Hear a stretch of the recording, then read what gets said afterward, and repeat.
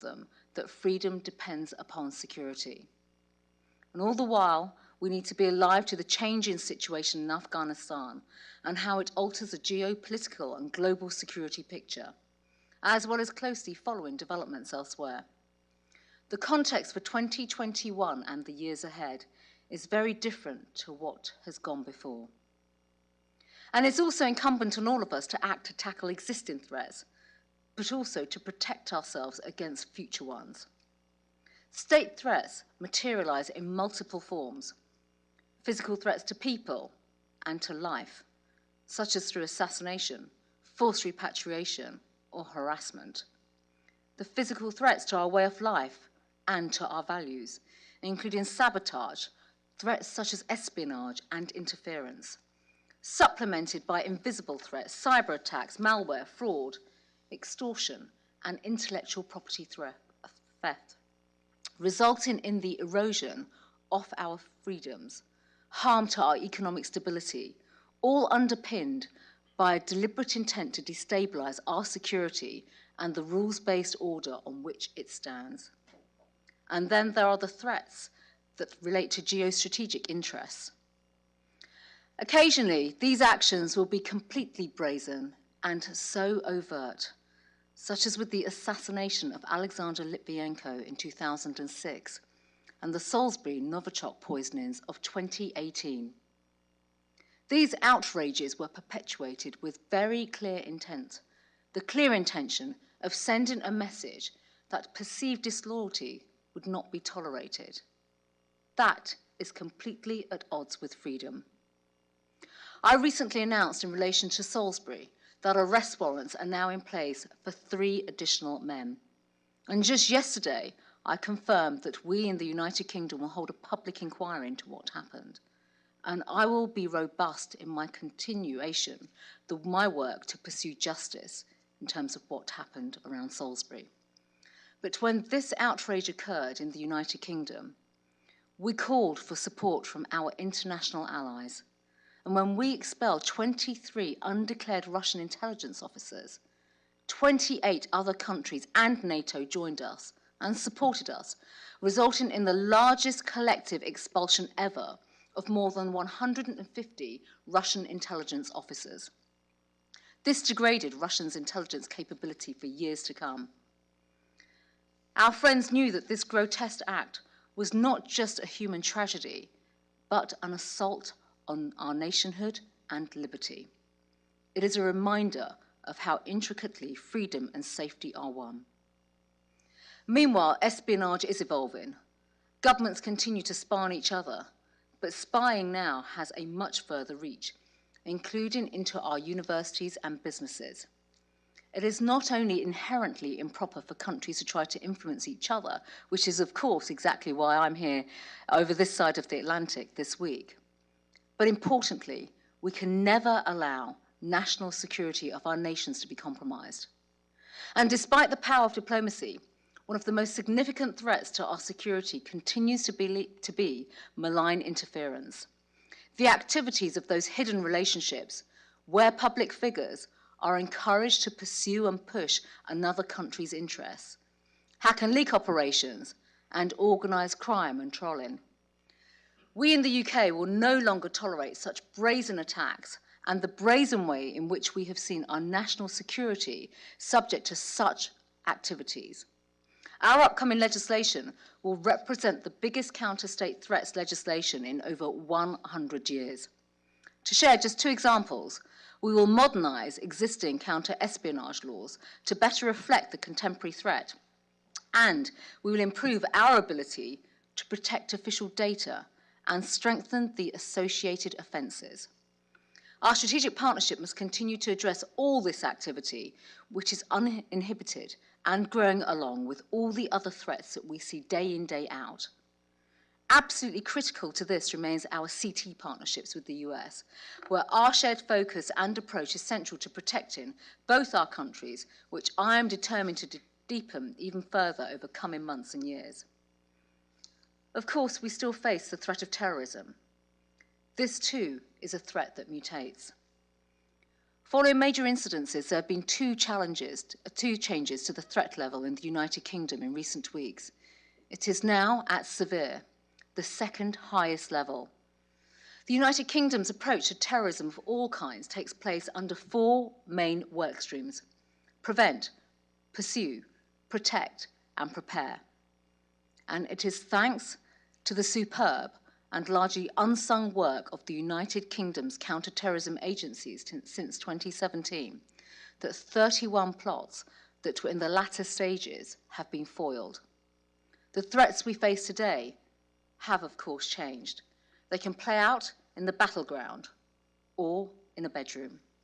And low sophistication is changing the way we must all act to defend ourselves. As with all security issues, as terrorism becomes more complex, so our response needs to become more sophisticated and nuanced. We must constantly strive to refine our approach and strengthen our domestic and collective resilience. To respond to an evolving and serious threat, we are scaling up our efforts to tackle hatred and radicalisation and strengthen our capability to disrupt those who seek to radicalise others into violence and terrorism. This, of course, means working closely with policing, relevant experts, and other government departments and experts to build a picture of possible threats to society. And I will continue to use every tool and every lever at my disposal. One of those tools is data. Considerable data sharing is already happening at the highest levels to protect us from terrorism and criminal activity. And I will continue to push the United States and other allies for further cooperation in this important area. Islamist extremism is so significant. It is an enduring threat. It is heavily influenced by theatres of conflict and geopolitical changes and how these are presented online. A belief that democracy is decadent and evil is, of course, the core tenet of Islamic extremism. The United Kingdom is a committed member of the global coalition against Daesh, co-leading the effort to counter propaganda and hosting counter-Daesh communication cells. Now, since I became Home Secretary in 2019, I have proscribed 4 extreme right-wing terrorist groups, all of which spread vile anti-Semitic propaganda. Sikh separatist extremism has also caused considerable tensions in recent years, and while we stoutly defend the freedom of expression, it must always be within the law. We have expanded our disruptions capability to better address those people who seek to radicalise, but who operate, often intentionally, below legal thresholds. We now need to focus on how we can go further to analyse, prevent, and disrupt the spread of high-harm extremist ideologies that can lead to community division and to radicalisation into terrorism, particularly those that radicalise others but deliberately operate below CT thresholds. There are a wide range of offences and powers that can be used to counter the threat from extremism, and we are working to maximise their use. These include powers to regulate charities, broadcasting and education and immigration powers, and offences such as encouragement of terrorism and public order offences. And today, I have laid an order in the United Kingdom Parliament to amend Schedule 2 of the Terrorism Act 2000 to prescribe Hamas in its entirety, including its political wing.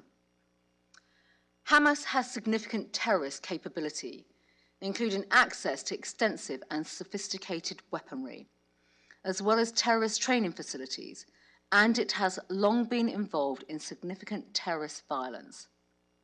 But the current listing of Hamas creates an artificial distinction between various parts of that organisation. It is right that that listing is updated to reflect this. This is an important step, especially for the Jewish community. Hamas is fundamentally and rabidly anti-Semitic. Anti-Semitism is an enduring evil which I will never tolerate. Jewish people routinely feel unsafe at school, in the streets, when they worship, in their homes and online.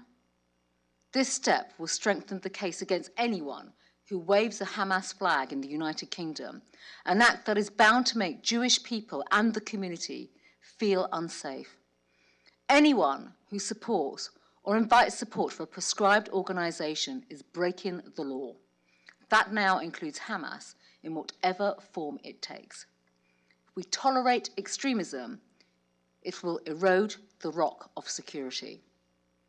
Now, I've led work with colleagues to protect our country's intellectual property and other interests. I've also launched a new counter-terrorism operations centre, bringing together policing, the intelligence agency, and the criminal justice system, coordinating their expertise, resources, and intelligence in the state-of-the-art facility. Meanwhile, our Victims of Terrorism unit is there to provide support for all victims, regardless of their nationality, after a UK-based attack. We have to carry on working phenomenally hard through our Five Eyes partnerships and other international partnerships. And I will always encourage Five Eyes partners to strengthen our arrangements when it comes to the appalling and abhorrent issue of child sexual exploitation and abuse, as well as counter-terrorism. The instant communications enabled by modern technology, which is so positive in so many ways, inevitably makes the challenge of keeping our people more safe rather hard. And it also demands an international response, a global response, and that is what I'm pursuing. Terrible ideas and falsehoods spread like wildfire, radicalizing and emboldening. The incitement and financing of terrorism are both rife online. Now, freedom of speech does not include the right to incite terrorism. The Global Internet Forum to Counter Terrorism is an example of strong progress, but the truth is that we need to do so much more. End-to-end encryption brings further risks. Indeed, in my view, it jeopardizes the good work that has gone before. Messages are already encrypted as standard, but end-to-end encryption, where neither the platform operator nor law enforcement can see the content, jeopardizes much of that work. Reasonable people instinctively understand that law enforcement has got to be able to track and tackle the sharing of terrorist material or child abuse images where it has a legal warrant to do so. That would be the same in the offline world. Merely removing offending accounts from a platform is nowhere near good enough, and social media companies need to take greater responsibility for the harms, the very harms that they are responsible for. And I will continue to call on our allies to back the United Kingdom's approach of holding technology companies to account for the harmful content that they host on their platforms, and if they neglect public safety when designing products. Our online safety bill will place on technology companies a binding duty for care of their users, and end-to-end encryption will not release companies from that duty. It is hyperbolic and wrong to assert that these concerns are really about snooping on the blameless or an assault on freedom. If that were so, I would be the first to speak out. But this is about public safety and keeping people safe from evil. Now, it is through these very platforms that illicit finance enables most of the shared threats we face from terrorism, organised crime, and other malicious actors to thrive. The risk of dirty money is one that we are all aware of, and it requires a significant global action to tackle illicit financial flows. The G7 delivered strong commitments to tackle corruption and kleptocracies as part of the United Kingdom's presidency, as will next month's Summit for Democracy here in the US. Now, a close relation to illicit finance is, of course, cybercrime. Now, as technology develops, so do the opportunities for cyber criminals. The arrival of 5G and the Internet of Things has created a multiple of new opportunities, but also vulnerabilities, including inside people's homes. The rapid advancement of 5G has been a salutary reminder to us all that we can never stand still in the field of technology and innovation. Our security and freedoms are linked to the very way in which our strategic partnerships advance technological solutions, and we must never be left to rely on technology that presents a risk to the security of our nations. Deepfake technology provides opportunity for fraud and identity theft for the exploitation purposes and extortion. There have been attacks on national infrastructure, businesses, individuals, civil society, and organisations of every type. Even political parties are vulnerable now to ransomware attacks. At the very least, these assaults on our way of life and these are assaults on our way of life and our national integrity. At the worst, as such with these attacks on our CNI, they represent an immediate and a grave threat. The United Kingdom has a specialist cyber law enforcement network, and we are shifting to a whole of cyber approach. And that broadens the scope of our national cyber strategy beyond the cybersecurity to now cover the whole of cyberspace. By the end of the year, we will publish a national cyber strategy that will strengthen law enforcement and make our approach much more collaborative. The Budapest Convention has helped to foster international cooperation on this issue, and the United Nations is developing a new cybercrime treaty. And just last month, the UK hosted a session on countering illicit finance as part of a multilateral event led by the United States, seeking a new global coalition of ways of disrupting ransomware attacks. And at the G7 summit, I called on all states to identify and hold to account cyber criminal gangs who operate in their territories. Now, perhaps the most chilling threats are the ones that we cannot see. Bioterrorism is the stuff of Hollywood movies and of nightmares, but sadly it is all too real. It will flourish if we allow the breakdown of rules-based international order, as we saw in Salisbury, and in the vile use of chemical weapons in Syria. Even when a biological problem does not necessarily stem from a wicked, deliberate act, when it comes to diseases, the threat can be enormous, and of course it does not respect international borders. Chemical, biological, radiological, and nuclear defence is yet another area that demands that we stick together and work together. And even if someone is not killed by a biological attack, the impact on their health could easily be so devastating that their freedom to live their full life is severely compromised. We cannot hope to stay safe or live freely if we are sheepish about calling out such wrongdoing. And what is true of minor domestic criminals is equally true to an international scale. Several governments are willing and capable of overt and covert action that undermines the UK's national security. This includes such activity from state or state-based organisations in Russia, China, and Iran. Now, we respect the people of every country, but we will do whatever it takes to keep our country and our allies safe. The British government's integrated review, published earlier this year, was a review of our national security and international policy, and it made it very clear that the actions of the Russian state pose an acute and direct threat. I've already spoken about Salisbury, but since then, we have repeatedly exposed the reckless and dangerous activities of the Russian intelligence services. We've called out Russia's malicious cyber activity, sanctioned individuals responsible for hostile and malign activity against the United Kingdom and our allies, introduced new chemical weapons, global human rights, and a global anti-corruption sanctions regime, and cracked down on illicit finance. Now, last year, working in tandem with Europe, we announced sanctions against the Russian intelligence services for cyber attacks against the United Kingdom and our allies. We also took robust action in our response to the poisoning and the attempted murder of Alexei Navalny, enforcing asset freezes and travel bans against 13 individuals and a Russian research centre. As the US and the UK set out in April this year, Russia's Foreign Intelligence Service, the SVR, was behind a series of cyber intrusions, including the SolarWinds compromise. There are also significant human rights concerns in China, and that's in relation to the Uyghurs and also Hong Kong. Now, in the United Kingdom, I'm very proud that we have not forgotten our strong ties with Hong Kong.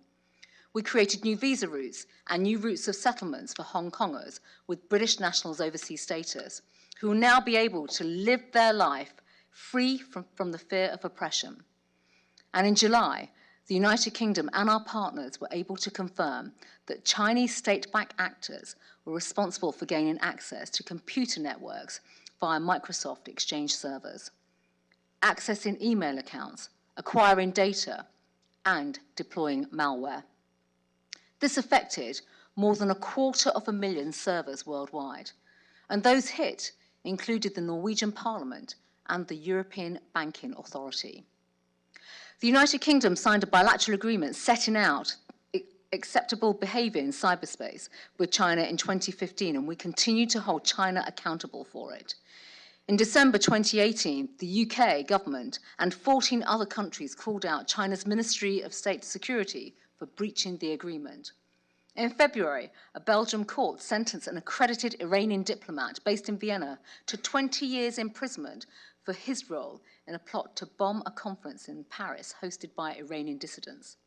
The Belgian State Security Service stated that the plan for the attack was conceived in the name of Iran and under its leadership. In July, the US DOJ announced that a New York court had unsealed an indictment against 4 people resident in Iran for their involvement in a plot to kidnap an unnamed Iranian-American journalist.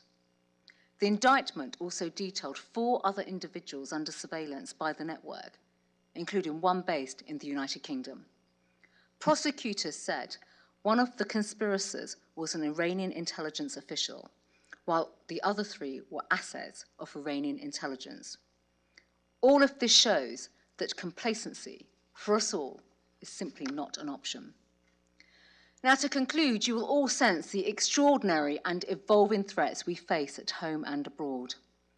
And my message that defending the freedom we share requires us all to act in an agile and coordinated way to combat shared security threats and defend our shared values and the rules-based order. The whole country in the United Kingdom was shocked only last month by the brutal killing of a Member of Parliament, and that was my dear friend Sir David Amess. And last weekend we saw a fatal incident outside a hospital, a maternity hospital in Liverpool. Both are being investigated as terrorist incidents. Now, I'm very grateful for the way politicians and others from other countries have held out the hand of friendship. A show of solidarity goes a long way, but the fact is that these dreadful events were not unprecedented, and that we have to work ferociously hard to defend our freedoms. Effective national and international security policies mean giving each threat and hazard the resources it needs, while always maintaining the core expertise in each area and having the ability, at a moment's notice, to surge capacity into a crisis. Finally, it's worth remembering that things can change for the better as well as for the worse. Some of the UK's closest allies today are countries who we have fought wars with in the past.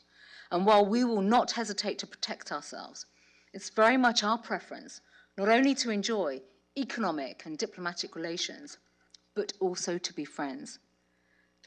Countries that embrace freedom invariably become more prosperous, and with that, they also become safer too. Thank you.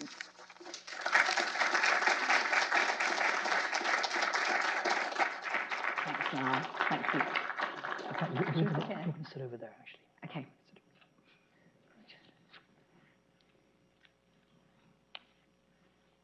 Priti, thanks very much for a tremendous speech, a very, very robust Thatcher-like speech today. It's, of course, a great pleasure to host you here at the Heritage Foundation. And I should mention that, the other day I saw the latest Bond film, No Time to Die. And I'm actually very privileged today to be interviewing the real-life boss, actually, of James Bond, if Bond was a real character today. So it's an immense pleasure today, Priti. And Priti, you've been a tremendous admirer, of course, of Margaret Thatcher. And soon after you became an MP, you visited Washington. You made a point of visiting the Margaret Thatcher Center for Freedom. Right. I think we had a wonderful cup of tea at that time. And In many ways, you embody the British dream. The daughter of immigrants to the United Kingdom, you've risen to the position of Home Secretary, one of the most powerful positions in the country. Could you talk a bit about the influence of Margaret Thatcher on your own life and shaping your thinking, and how her example has influenced you in your career? Well, thank you, Niall. And I, as the daughter of immigrants who came from East Africa to the United Kingdom, and who grew up in Britain during the 1980s, I saw the incredible change that Margaret Thatcher brought to our country from that period of decline, that institutional decline, the decline of our nation in the 1970s, to literally something that my father still speaks about to this day. She empowered people. She gave people the freedom to succeed. She believed in the ingenuity of the human spirit. And for her, everything that she did in terms of her policies were about freedom, emancipation, empowerment, economic prosperity, giving people the chance to really make the best of themselves. And alongside that, of course, she brought in a property-owning democracy. She gave people the chance to keep more of their hard-earned cash through lower taxes. She fundamentally reformed our country. She reformed our country to become the powerhouse that we all know and love Britain to be. So her influence was just phenomenal for me. It really was, watching someone, a woman of her background, in the highest position in British politics and government, bringing that emancipation and freedom to people and giving people that conviction and confidence to go out there and live their lives in such a free way. And so she's influenced my politics and my own views, my value system, my belief system, and also fundamentally drew me into Conservative Party politics as well. But I think, more importantly for me, looking back at her legacy and following now, obviously, in one of the great offices of state in the British government, I really look back and think, thank goodness we had such a robust, determined leader, a true conviction politician, so authentic in values and beliefs that really, structured our country, led our country, brought our country forward. And it is only because of her, really, that I have the sheer privilege of holding the type of office that I do today. And, having come up through the ranks of the Conservative Party as well, we fundamentally believe in these values in our party, and we are authentic in our values and beliefs, obviously, when it comes to conservatism. Well, that's great to hear. And of course, there's tremendous interest in the United States, I think, in Margaret Thatcher's leadership. And we recently hosted Nikki Haley, where she spoke about the influence that Lady Thatcher's examples had in shaping her life and career as well. Of course, Lady Thatcher was instrumental at a very early stage in her final book, Statecraft, in making the case for a British exit from the European Union. She was the first British leader to talk about the idea of leaving the EU. And as always, she was decades ahead of her time. And Priti, you've been a leading voice in support of Brexit for so many years, and you were one of the lead figures in the Vote Leave campaign. Could you talk about what Brexit means for Britain's role on the world stage, and also for the US-UK special relationship? Well, you're absolutely right. I mean, I've campaigned to leave the EU for, well, a long, long time, it's fair to say. And there's a reason for this, and like Lady Thatcher as well, I mean, her battles were infamous, really, in terms of her dialogues, her discussions, with politicians in the continent, but also more broadly with the EU.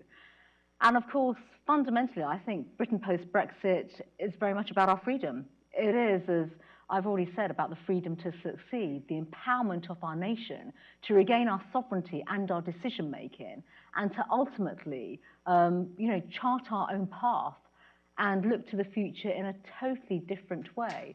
And with that also brings new opportunities with more enhanced strategic partnerships on trade, for example, but on security, having the ability, as we've already seen, I mean, security is a very, very good example when you look at the recently announced AUKUS partnership, which clearly means that, we're looking outward in the world, to the world, in a very different way.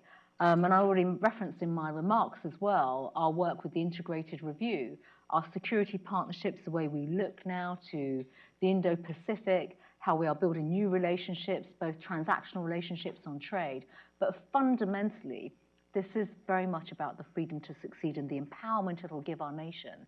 But that's very much in the international sphere. And then, of course, domestically, we have a whole program of work in our government now, post the pandemic, around building back better, which I know is a familiar vocation here in the US too. But it also means about how we can rebalance and level up the United Kingdom. We've had too many parts of the country that have been left behind for too long. So new opportunities around inward investment, job creation, infrastructure programs, and that is at the essence of Britain's post-Brexit agenda, both domestically and internationally. Yes, a tremendously exciting time for the United Kingdom outside of the European Union as a resurgent power on the world stage. And of course, among US conservatives, Brexit is hugely popular. And it is seen as a great, development for the cause of freedom and liberty on the world stage. And in your speech today, you sent a very powerful message to Hamas that Britain will not tolerate its terrorist activities. And I notice already that Hamas has issued an angry response, and as terrorists always do. And this is a decision by the British government that will be very warmly welcomed here in the United States, and of course by America and Britain's allies across the world, including Israel. And Hamas has been, without a doubt, a very deadly terrorist organization. And you reference in your speech as well the role that Iran has played in supporting terror as a state sponsor of terror, even on European soil. A number of foiled attempted terror attacks by Iran in recent years. With regard to the actions taken against Hamas, is this also sending, of course, a very strong message to Tehran? After all, the Iranians are the active funders of Hamas and supply them with weapons and so on. So. Well, it's very clear, and my speech was incredibly clear around our adversaries and the threats that they pose to us. But fundamentally, I mean, if we are to secure our freedoms, we absolutely have to stand up against and speak out against organizations that are the proponents of such appalling harm. And by that, I don't use the word harm in a loose sense whatsoever. I mean, terrorist activity, inciting hatred, inciting terrorism, training camps, sophisticated weaponry, all these types of activities absolutely have to be deterred. And there is so much that we still need to do, I think, collectively as allies, but also within the international space as well, to recognize that these harms are simply not going to disappear overnight. And of course, there are countries, our adversaries, who are deliberately and absolutely intent on funding, supporting, promoting, propagating some of the most extreme acts, extreme hostile acts that will undercut us, undermine our way of life, destroy our values, destroy our freedoms, democracies, and also our economic prosperity. So this is only one prescription that I've announced today, and I've mentioned other prescriptions too. But fundamentally, we can never, ever take our eye off the ball when it comes to those countries, Iran being one of them, and I've referenced others too, that are out there to completely destroy our values, our way of life, but do us the ultimate harm. Absolutely, and also sending a very strong message that anti-Semitism will not be tolerated at all. And this is a message, of course, that should be widely heeded across Europe, where we are seeing, without a doubt, a rise of anti-Semitic attacks taking place. Well, I think one of the saddest things, I've been a member of Parliament for 10 years, and anti-Semitism has dominated my time in Parliament, my time in politics as an active politician, certainly in the United Kingdom. So it's well versed and well known, the acts of anti-Semitism that have taken place in the United Kingdom, and also some of those in political quarters as well that have been proponents of that. That is simply unacceptable. And even this year alone, in central London and other parts of the country in the United Kingdom, we have seen the most abhorrent and appalling acts of anti-Semitism levelled against the Jewish community, and that is simply not acceptable. And we will always stand up, we will always speak out, we will always say that we will not tolerate anti-Semitism, which is racism. And I think it's absolutely right that politicians such as myself and others continue in that fight to stop anti-Semitism and call it out. That's a very, very powerful message to send against those who promote evils like anti-Semitism. And you also, in your address, referenced the withdrawal from Afghanistan. Could you talk a bit about the potential sort of national security implications of that withdrawal, with the Taliban back in power now in Kabul, the rise again of ISIS and Al-Qaeda in Afghanistan? What does that mean for the United Kingdom, the security of Europe as a whole? Well, I think first and foremost, I mean, we have to look back at, the last 20 years and the incredible work. We should never, ever lose sight of the incredible work and also the enormous sacrifices that have been made around Afghanistan. We've seen service personnel from the United States, the UK, and other allied forces as well lose life. We've seen loss of life, obviously, from service people that have gone in there to bring about stability, but ultimately to squash and eradicate that ability to attack plan from within Afghanistan.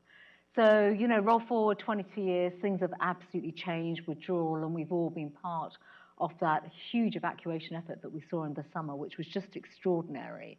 And deeply troubling and deeply traumatic, actually, for those that were involved in that whole evacuation program.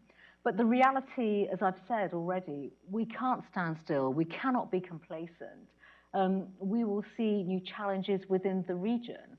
And the fact of the matter is, yes, our physical presence is no longer in Afghanistan, but it will not stop us from working with coalition partners, our allies within the region, to absolutely ensure that we do everything that we possibly can to not just watch and have the intelligence agencies and the security agencies kept abreast and well-versed in terms of the harms that are taking place, the incitement that has taken place, the activities of particular groups now that you've mentioned, and there'll be others as well.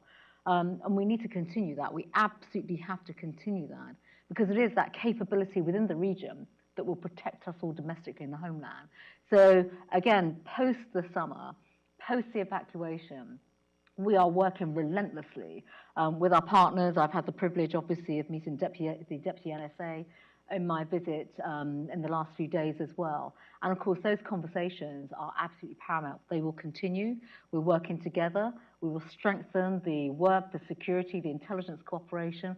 And of course, with that comes a lot of the data sharing and intelligence sharing that inevitably takes place.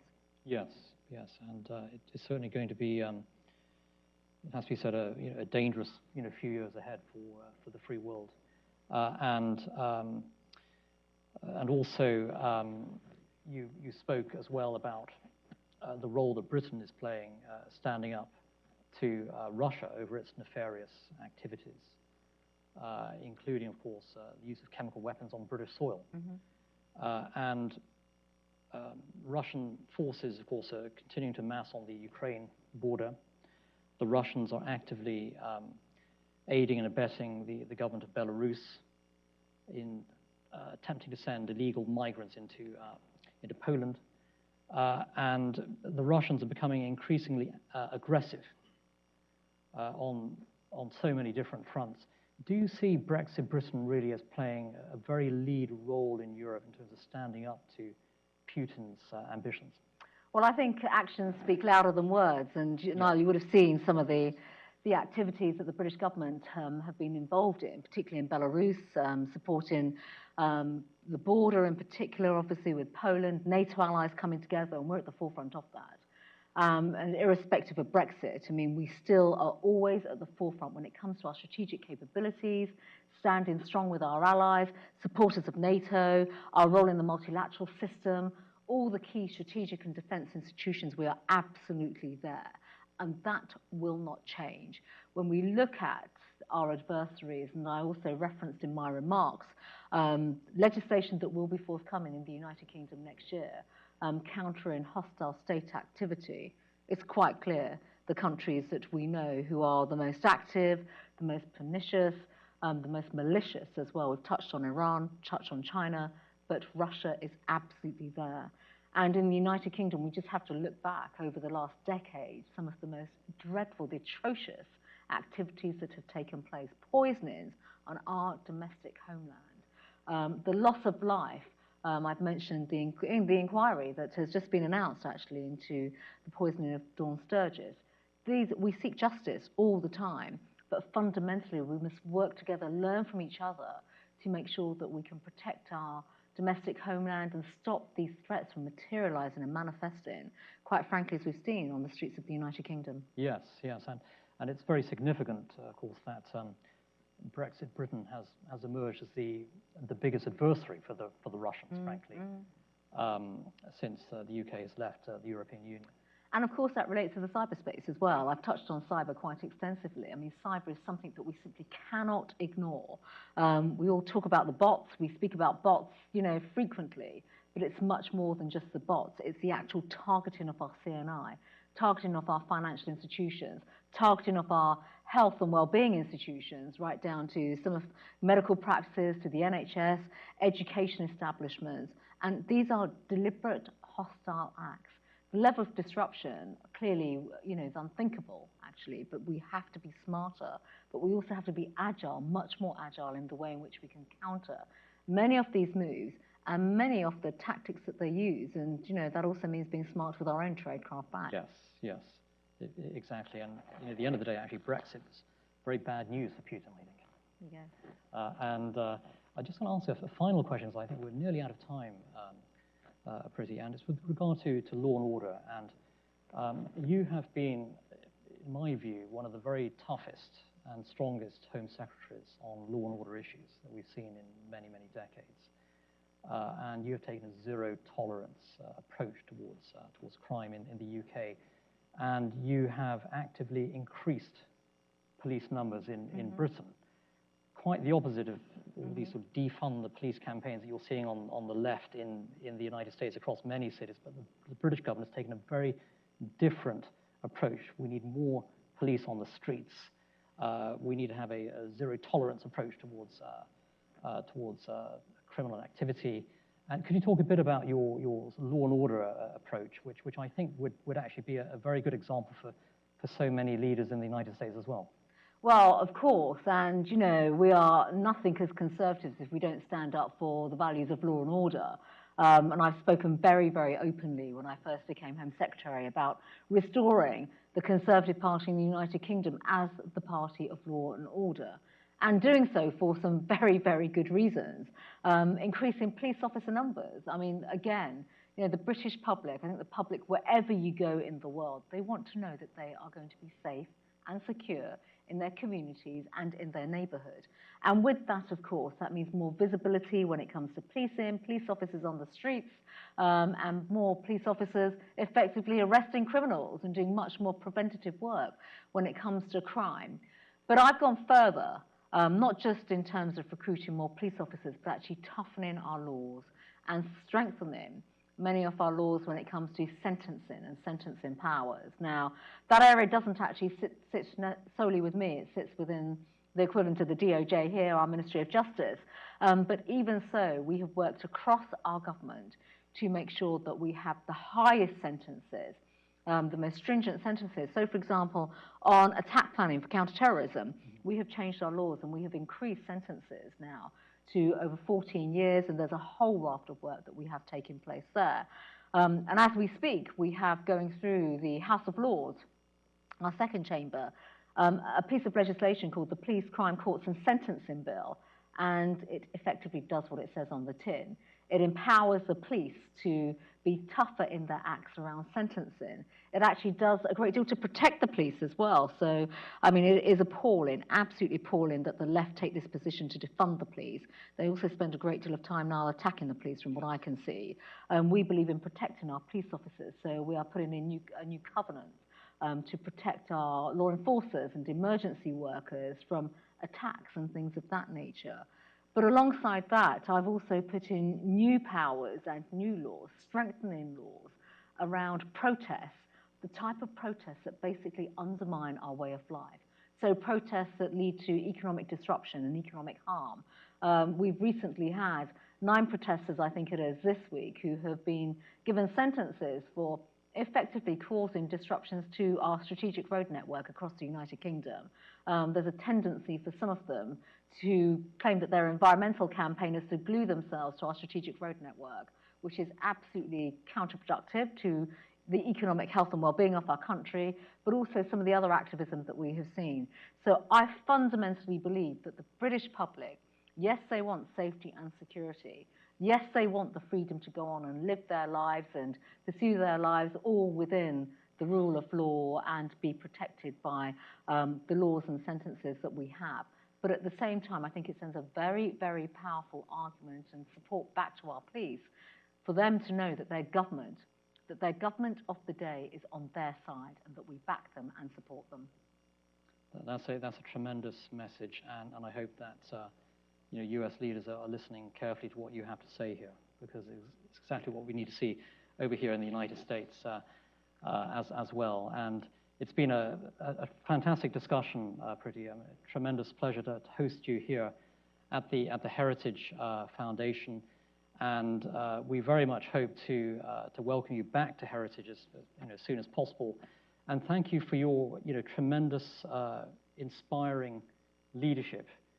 Truly walking in the footsteps of Margaret Thatcher, and Lady Thatcher established the Thatcher Centre for Freedom to really advance the US-UK special relationship, and I think you have done that tremendously throughout your political career, and you continue to do so today as Home Secretary.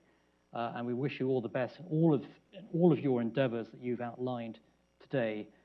Crucially important, I think, for advancing the national security of the United Kingdom, but also, of course, British leadership on the world stage. And the world is a far safer place when the United States and the United Kingdom are working together. So thank you very much, Priti, for joining us. It's been a real privilege. It really has. Thank you so much, Niall. Thank you for hosting me. Thank you very much. Thank you.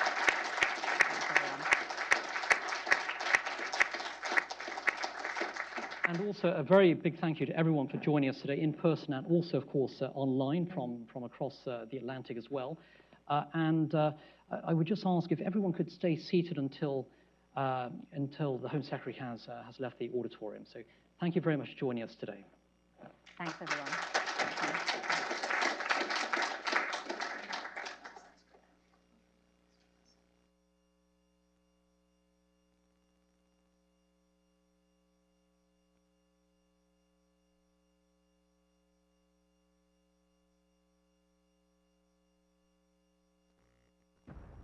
Remember this, fortune